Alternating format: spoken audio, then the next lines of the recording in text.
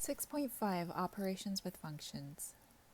In this section, you need to be able to add, subtract, multiply, and divide functions, as well as find something called compositions of functions. The second thing you need to be able to do is to find the domain of functions, especially composite functions. Let's take a look at an example. Given f of x equals 2x plus 1 and g of x equals x minus 3,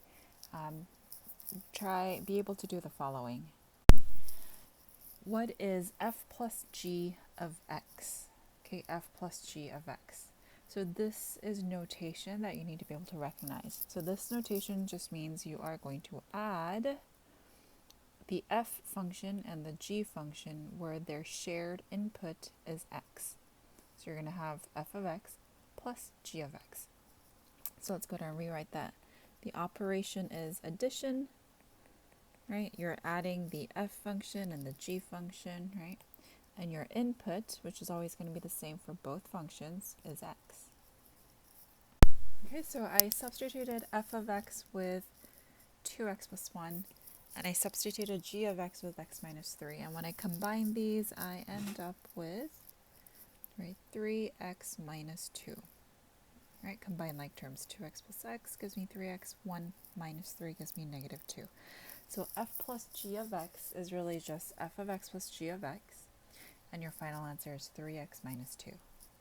If I asked you to find f minus g of x, how could you rewrite this? So what is the operation here? We're going to subtract f and g, and their input is going to be x. So I can rewrite this as f of x minus g of x. Again, this is just notation that you're going to need to recognize. So f of x is 2x plus 1, and I'm subtracting g of x, which is x minus 3. I'm going to put a parenthesis around that because I need to distribute that negative sign. So I end up with 2x plus 1 minus x plus 3, since I'm subtracting that entire quantity. And I end up with x plus 4. X plus 4 is your final answer. Go ahead and find fg of x. What's fg of x? So ask yourself, what is the operation here? The operation is multiplication. So this is really f of x times g of x. Okay, so again, the operation is multiplication here because you have a product. Your input, right, for both functions is going to be x. So when I multiply these, I'm going to have to FOIL. I end up with 2x squared minus 6x plus x minus 3. When I combine like terms, I get 2x squared minus 5x minus 3, and that is your final answer. Again, what you need to be able to recognize here is the notation, translate that, substitute in the functions accordingly, and simplify. Now let's find f over g of x. F over g of x. What is the operation here? Right, it's division, right? So you're going to do f of x divided by g of x. So I knew I was dividing, and I was dividing f over g, right? And my input here was x. So if I substitute in f of x for 2x plus 1, I get that. And for g of x, I can rewrite that as x minus 3. And that is your final answer, 2x plus 1 over x minus 3. There's nothing that I can do further here. So I want to make a note here that on the test, oftentimes students will do the following. Students are so eager to simplify further.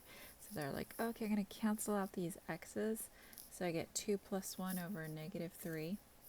And then I get 3 over negative 3. So my final answer is negative 1. Okay. That is incorrect, right?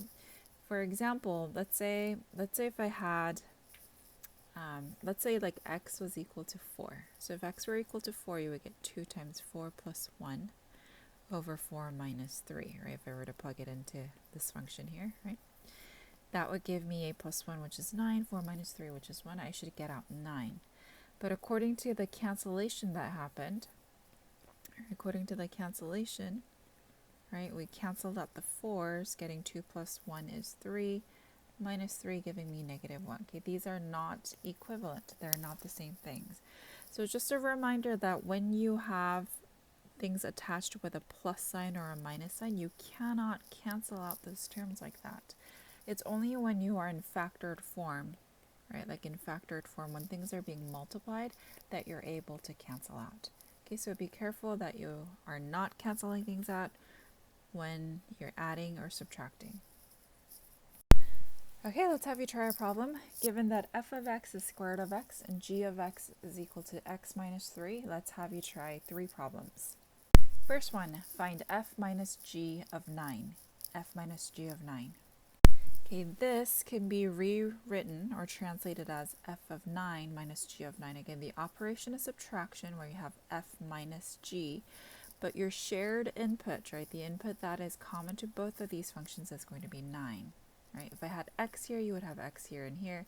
If I had a 2, your input would be 2. If I had a 1, your input would be 1, and so forth. Okay, so your final answer is going to be negative 3. Let's see how we did that. F of 9, that means, what's f of 9? You plug in 9 everywhere you see x. So if your input is 9, you get square root of 9, which is 3, minus g of 9. So your input is 9, so you do 9 minus 3, which is 6. And when you subtract them, you get negative 3. Again, for these types of problems, if you want to do f of 9 off to the side first, get the 3. Find g of 9 off to the side first, get the 6, and then subtract it, you're welcome to do so. Like whatever makes it easier for you to organize your work is fine. Second problem, find fg of 16. Fg of 16. So this is a multiplication problem where your input is 16. So it's f of 16 times g of 16. Well, f of 16, right, that's square root of 16 times, right, g of 16, so that's 16 minus 3, right, 16 minus 3. So that's square root of 16, which is 4, times 16 minus 3, which is 13. And when you multiply these together, you get 52. So 52 is your final answer. Could you try this problem here? G composed of f of 25. G composed of f of 25. So this little circle here, that's not a multiplication symbol, like a little O in the center. This means you have a composition of function. So that's the operation we haven't looked at yet, but when you see that, this is how you can rewrite it. It's G of f of 25. So you're going to rewrite it in this order, G of f of 25. So now that it's written in this form, G of f of 25, could you simplify this? So the way I would do this is to first figure out what f of 25 is. What's f of 25? So work your way inside out.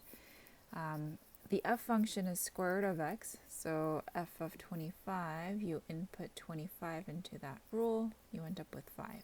So f of 25 is really just 5, so I'm going to go ahead and put that in here. And then now you have g of 5. Well, g function is something minus 3, so I'm going to plug in 5 minus 3, and your final answer is 2. Again, it's kind of like two problems in one.